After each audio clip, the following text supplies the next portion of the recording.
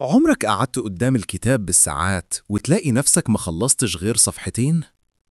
وتحس إنك ضيعت وقتك وتعبك على الفاضي؟ وبتسأل نفسك: هو أنا ليه مهما بذاكر ما بفتكرش؟ هو أنا كده غبي ولا إيه؟ الحقيقة لأ، أنت مش غبي وأنت مش فاشل. المشكلة مش فيك، المشكلة كلها في الطريقة اللي بتذاكر بيها. خليني أحكي لك قصة أحمد. أحمد كان طالب مجتهد جدا، يقعد بالساعات الطويلة يذاكر من غير ما يسيب الكتاب. أهله دايما شايفينه بيتعب وبيقولوا أكيد هيتفوق.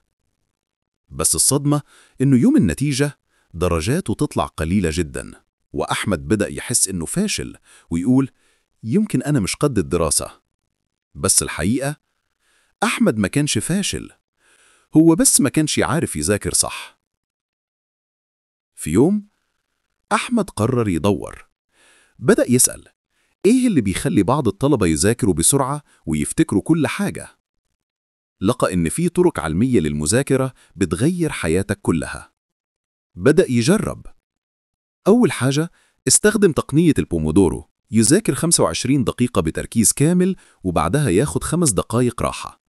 النتيجة؟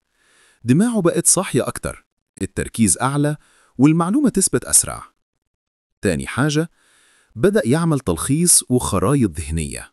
بدل ما يقرأ الصفحة 10 مرات، يلخصها مرة واحدة بأسلوبه. ولما يرجع يذاكر يلاقي إن المعلومة موجودة قدامه بشكل سهل.